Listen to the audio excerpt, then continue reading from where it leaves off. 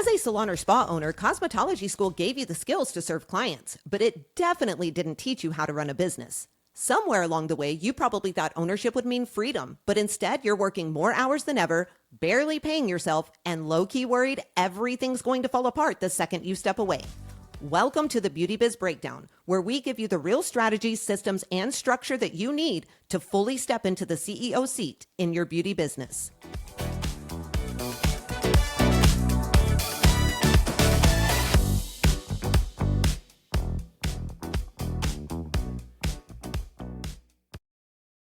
Hey friends, welcome back to the Beauty Biz Breakdown, the go-to podcast for salon and spa owners who are ready to build a more profitable, more predictable beauty business. I'm Brie, and as always, I've got my bestie and co-host Chandra here with me today. Hey girl. Hello, hello. How are you? I am doing good today. Hopefully no coughing. We'll see. I'm going to try not to do that today. I'm glad you're feeling better. Yes. Thanks. All right. Well, today we're just going to go there. And I mean, really going there, because this episode is about something that I think a lot of salon and spa owners really need to hear, even if it's a little bit uncomfortable for people out there. Look, guys, restructuring your salon business, it is freaking hard, like genuinely hard. It is not some weekend project that you can just get done in 48 hours. It's not something that you can half do and expect full results.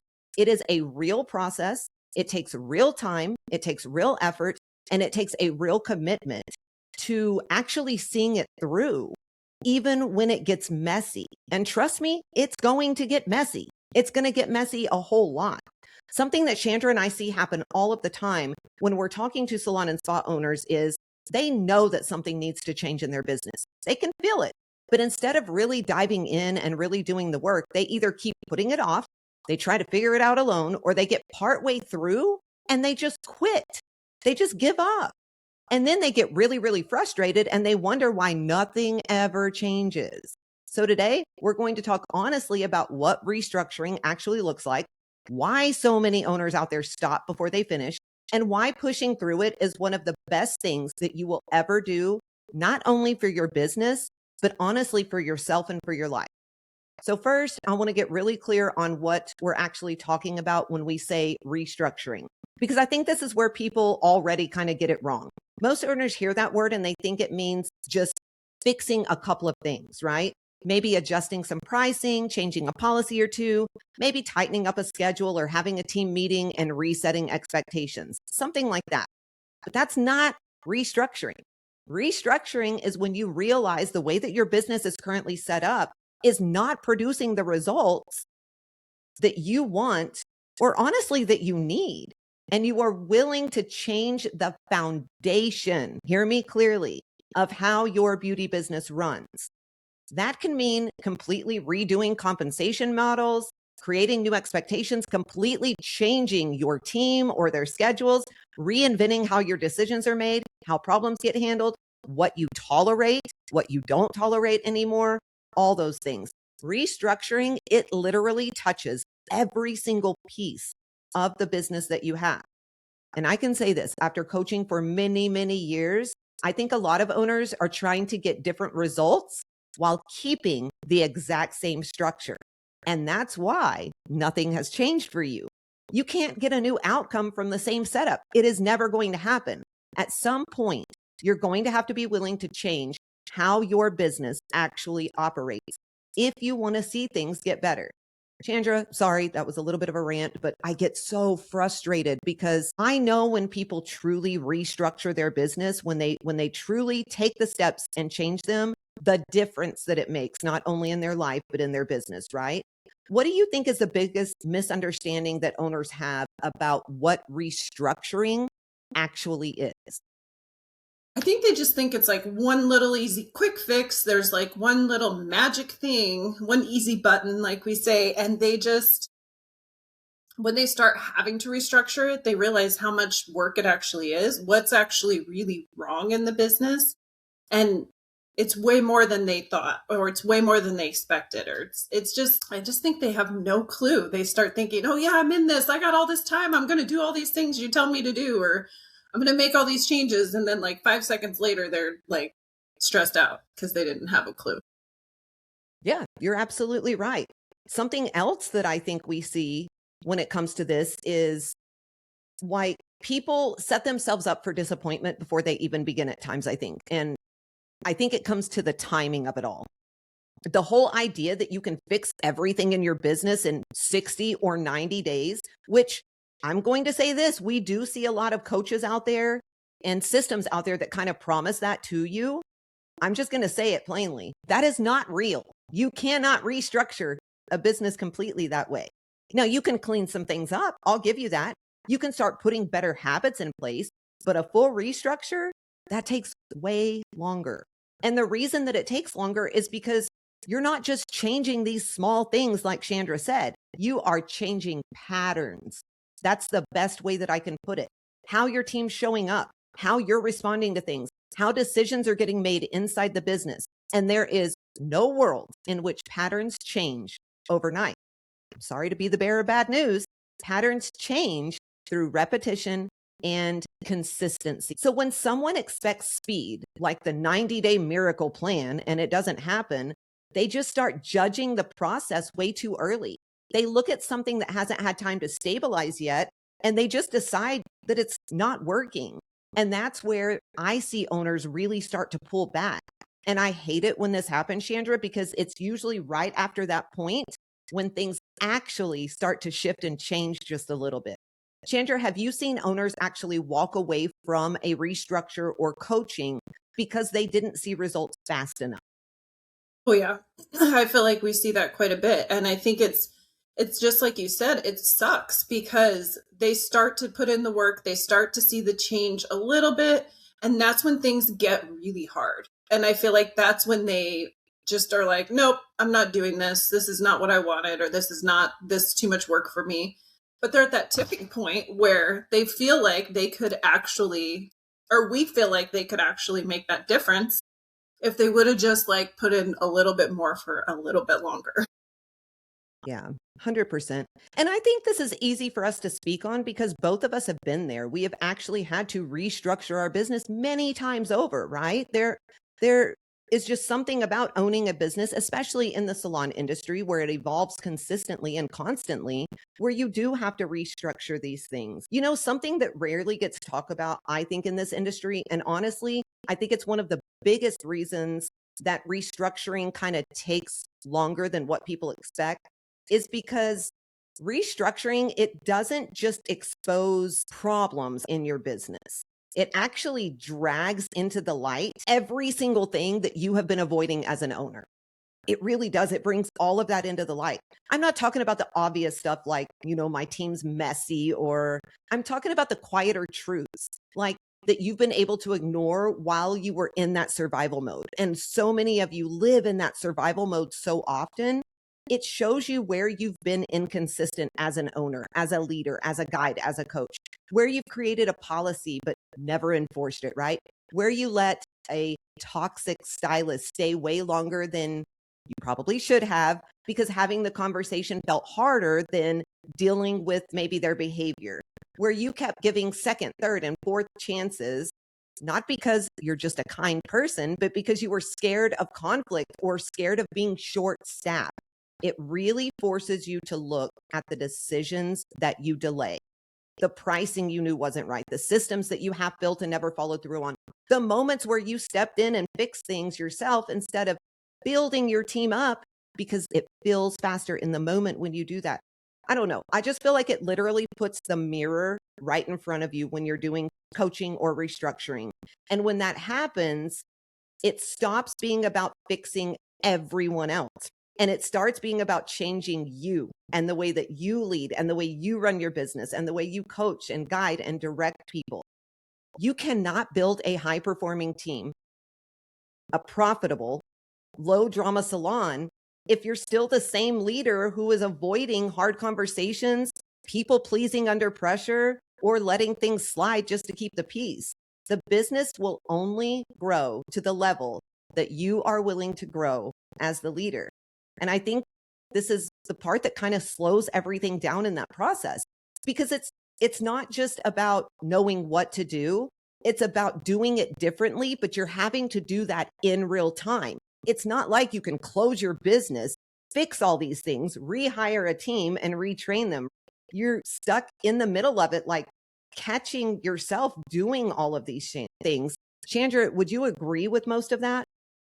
100%. I think that's the biggest aha moment that people go through in this process is that it is kind of them. It is them learning how to be different, show up differently, how to handle themselves differently, and do things differently in the business, which is the hardest thing. It's like any change you make, any habit you make, you could be changing your diet. Like, how frustrating is it to change your diet? It's the same kind of thing, but there's just a lot more at stake when you have a team and you have a business and you have all of that risk, that you're taking. So it's very stressful. But I think that's the biggest thing is it is you.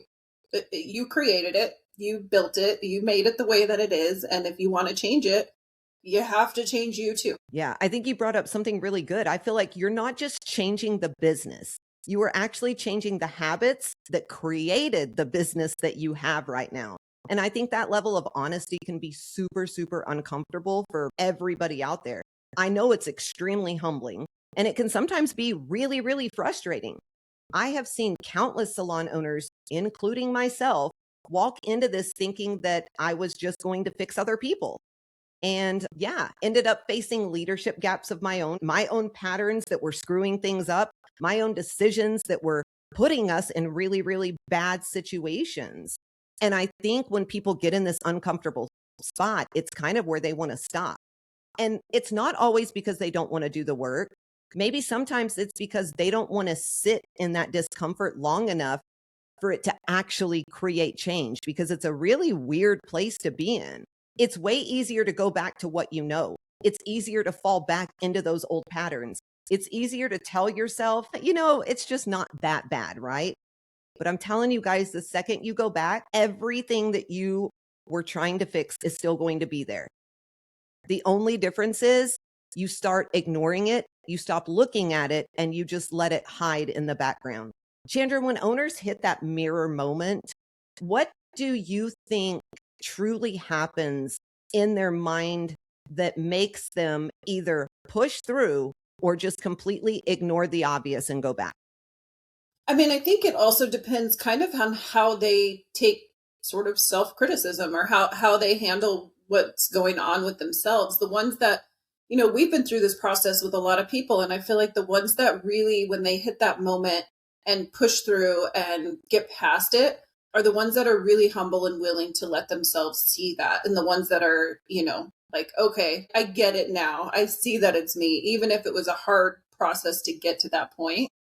And I feel like the ones that don't, they just kind of put their blinders on and they just get mad. They're like, nope, this isn't it. This isn't what's going to fix this. This isn't the thing. This isn't the problem. But even though it's very blatantly obvious what the problem is, because if you act like that in that process, then clearly you have some issues, right? And so I think that's, that mirror moment is kind of the difference in how they react to themselves and their situation. I 100% agree with you. And that kind of made me think of something else. I think something that we see also is a lot of half-built structures in salons that we work with. And I'm going to tell you guys, a half-built structure, it is going to create more frustration than no structure at all. It really will. When owners start a restructure and they don't finish it, you end up in this place where supposedly expectations, have changed, but nothing is fully clear. Some things are different, some things are the same. And now the team, they don't know what in the heck they are supposed to follow. And that's another time where owners I see start saying, this just isn't working. But what's really happening is they just stop in the freaking middle of the process. Structure only works when it is consistent. I promise you that. It's like that in anything in your life. Absolutely anything. If you only apply the rules sometimes, it is going to create more confusion than it will clarity. And that confusion is always going to feel harder, I think, than just doing it all the way through. And that's where I get really, really frustrated as a coach, Chandra. What does that half-built structure actually look like from the outside when you are working with a salon or spa owner? I mean, I think it looks like chaos because it's like the owner's frustrated. Nobody's listening and doing what the structure is, but they didn't train anybody on how to do it, nor are they holding anybody accountable for it. So then they're mad, and their team is annoyed, and their team is frustrated. And I feel like when we see that, it's like total chaos. And people, when they first, sometimes when we first start talking to them, they're like, "Oh yeah, I have all the things in place. I have all these things." And it's like, "Okay, cool. Let's see what you got." They have stuff, but we're like, "Okay, well, how do you hold people accountable for this?" "Oh, I don't."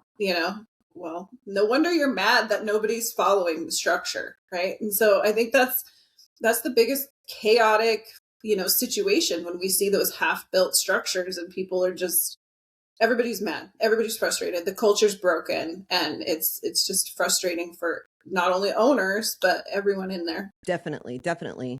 And the excuses are unreal, right? Here's the thing, guys. There is no freaking easy button that you can push. There is not one. It is never going to be there. It's never going to happen. It doesn't work in life. It doesn't work in business. It's not going to happen. And I think the excuses that we tell ourselves or that we give when we're in coaching or trying to rebuild our business or do all of those things, they're just wild. Chandra, talk about some of the excuses that we hear people say or give, because I'm telling you, there are times where we are on coaching calls and it's like the same conversation in a circle for 45 minutes because people won't just make one change or won't admit that they need to actually change who they are to be able to do this. So talk about that a little bit. Oh my gosh, I think we hear every excuse you can possibly think of, to be honest. But I think the biggest thing is time.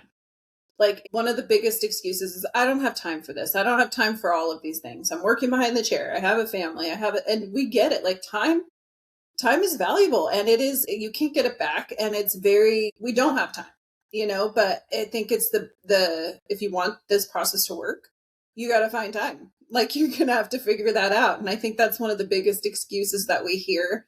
And I think the other one a lot of times is the team. It's like, they're like, "Oh, my team won't do this. My team won't listen. My team won't get behind this." And it's like, well, if you think that already, then no, they're not going to get behind it, because you already aren't even going to get behind it yourself, because you're using your team as an excuse as to why that's not going to work.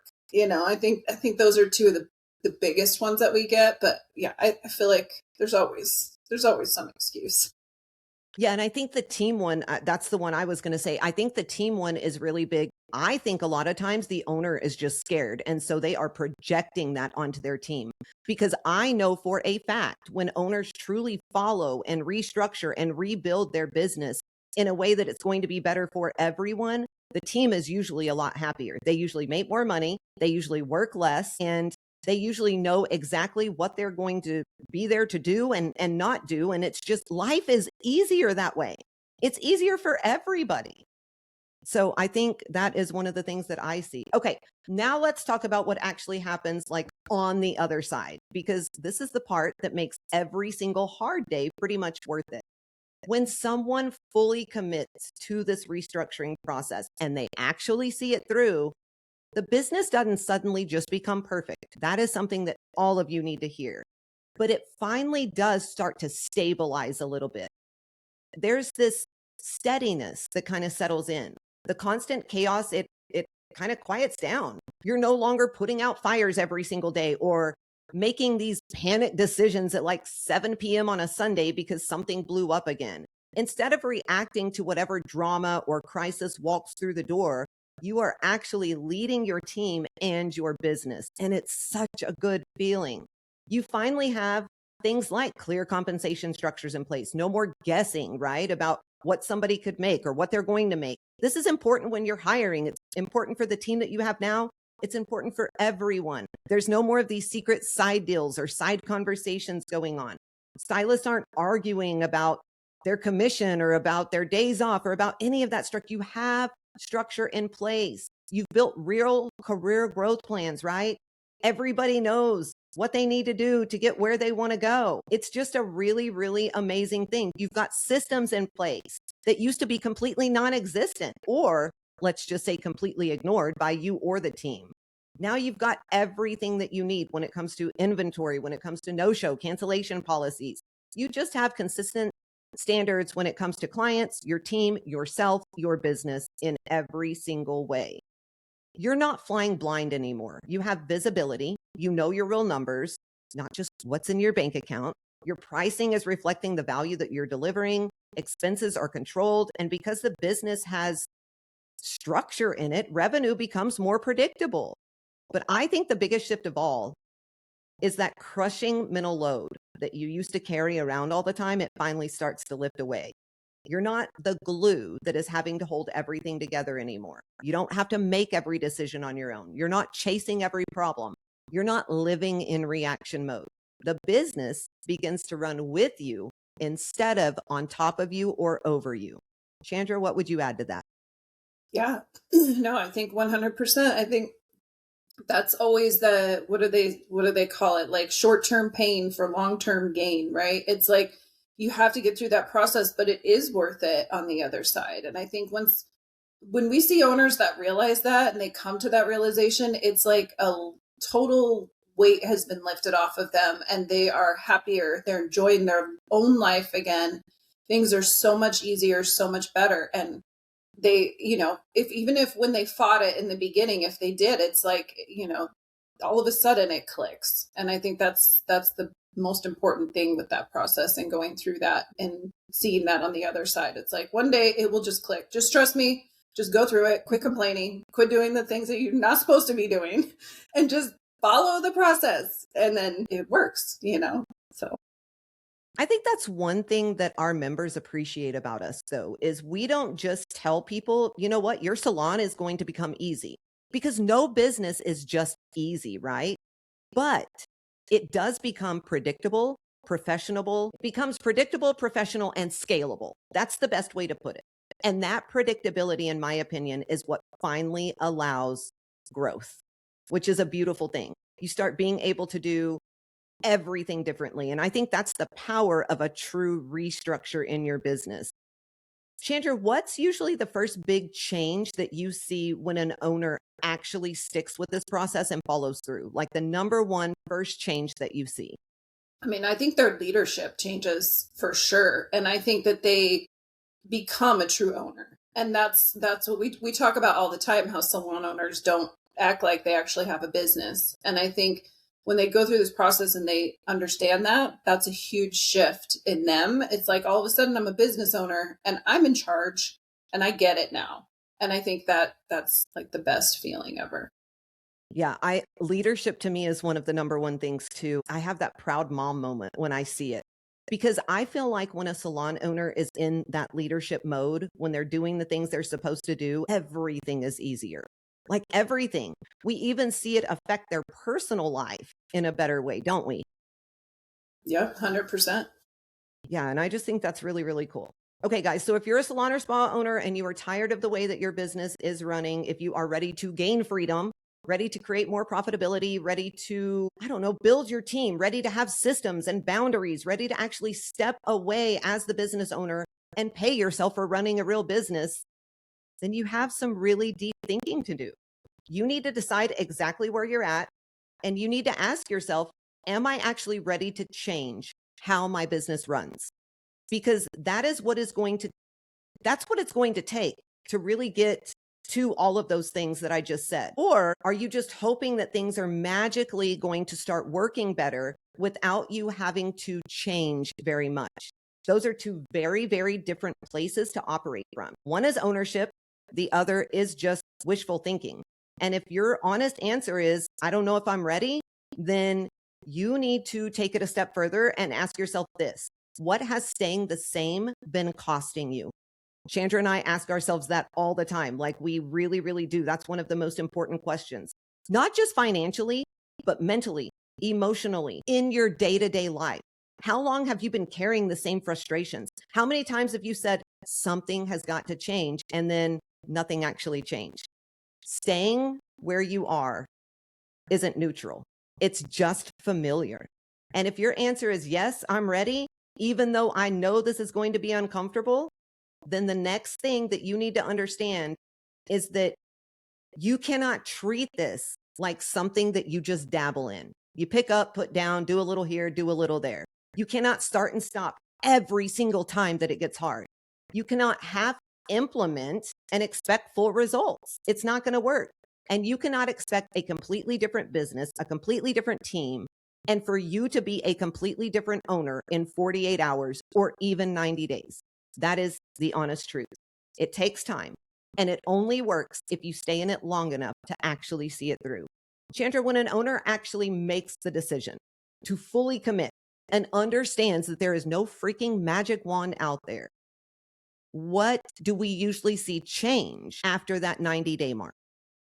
I mean, I think there's a lot of things that change. I think their confidence as an owner is number one. They like I was saying, they like step into that role. And then I think that they're happier. And I think that they end up with a better team. Sometimes people lose people going through this process, but it's like always, again, stick with the process because you will end up with a better team, even if you lose people. Like you can't let people hold you hostage. And I think when they hit that point where they don't let people hold them hostage anymore after going through this process, it's very freeing. You don't have to stress about it. It's crazy to me, but I feel like those are some of the biggest things that we see, the ones that stick to it. And they really get on the other side and their business becomes profitable because they actually followed the budgeting trackers and the things that we tell them to do. Again, it's just a process, like just follow the process and then things change. It's like anything, right? And so, but I think, more profitable, more confident, and they just don't fear their business and the people in it anymore. And that's the biggest things I see. And within 90 days, all of those things can happen. It might take longer for things to fully be where they need to be. But if you put in the work, you can make some big changes in those 90 days. Absolutely. Absolutely. And the beautiful thing about it, in my opinion, is these aren't band-aid fixes. Not what we coach anyway. It is actual structural fixes that is going to, stick with you for years and years to come. And you're going to know how to do those things. Chandra, how many times did you try to put band-aid fixes on your salon before you finally followed the process? Tons of times, like, because you always think there's an easy button. Like, I don't care who you are or what you do, like there's got to be a solution as to why this isn't working. There's got to be a reason why this isn't working. And you just think it's this one thing that's going to change everything, right? And so you do that one thing and then it doesn't work because that one thing isn't the only thing that's going to make the difference. And so I think, I probably put thousands of Band-Aid fixes in my business in the beginning before I actually went through a process like that. I'm not going to lie. I used a ton of Band-Aids as well. And I spent a ton of money trying to get the quick fixes, right? Trying to do the promises of do this in 30 days or do this in 60 days or 48 hours and your life's going to change. I totally fell for a lot of it. And I think that's why this conversation is so important for us to have. All right, guys, before we wrap up, let's get into our listener question. All right, Chandra, this one says, I've noticed that my mood as the owner affects my entire team, and I really hate feeling that pressure. How do I lead consistently, even when I'm stressed or having a bad day? I think it's the same thing you got to tell your team. Like, you got to leave it at the door, right? Like, leave it at the door and walk in there the way that you're supposed to walk in each and every time consistently, because you're the owner. Like, it just sucks. It is the way that it is. But to me, like, it doesn't matter what I'm dealing with or what I'm stressed about. The second I walk in that door, all of it has to go away. And that was the same even working behind the chair. It's like the second I got behind the chair and had to deal with my clients, all of those things had to go away.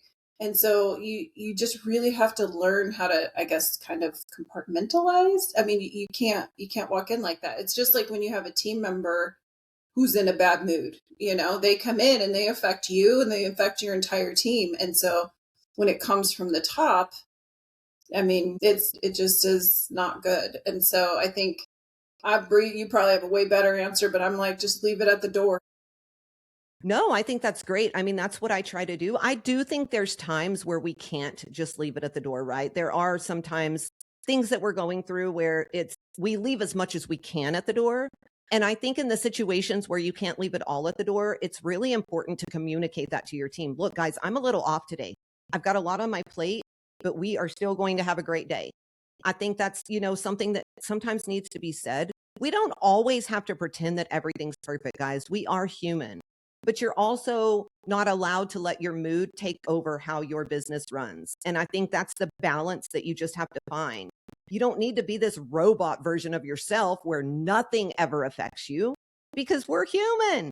But you do need to be able to regulate how much of that actually shows up, like Chandra said, in the way that you lead, right? I think sometimes we we think that our team needs perfection from us, and they don't. What they need is honesty and consistency sometimes. And I'm not saying go in and turn your salon into a soap opera and tell them everything that's going on in your life.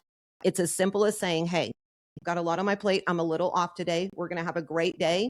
Sometimes I use it to have my team hold me accountable. If you see me slipping, if you see me getting down, if you see me bringing things in the door, let me know.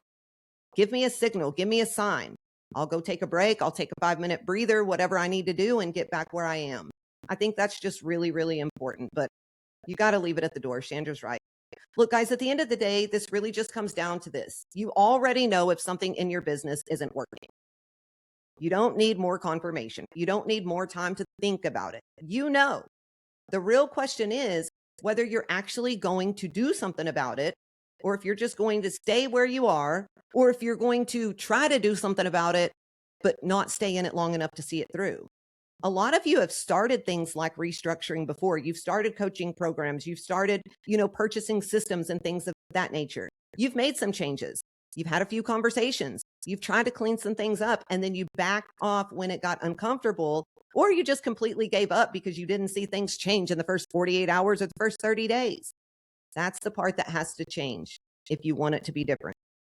Not your desire for a better business. You already have that. Every one of you have that. It's all about the follow through. So if you're listening to this and you know that you've been in that cycle, starting, stopping, getting frustrated, and not actually finishing what you've started, and you're done doing it in that way, hit us up at the Beauty Biz Agency.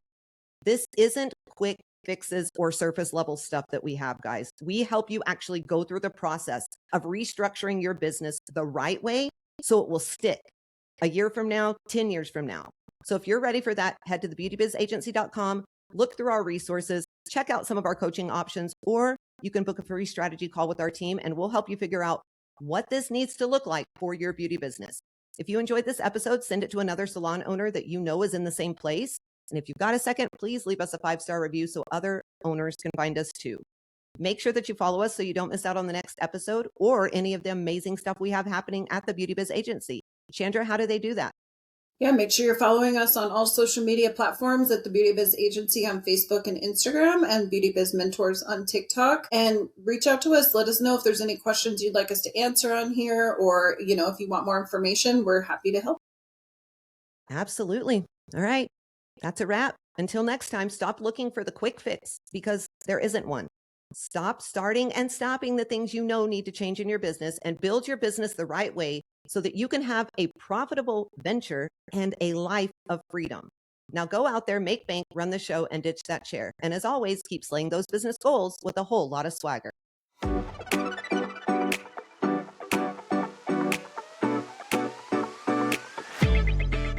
If this episode lit a fire under you, don't just walk away and let it die out.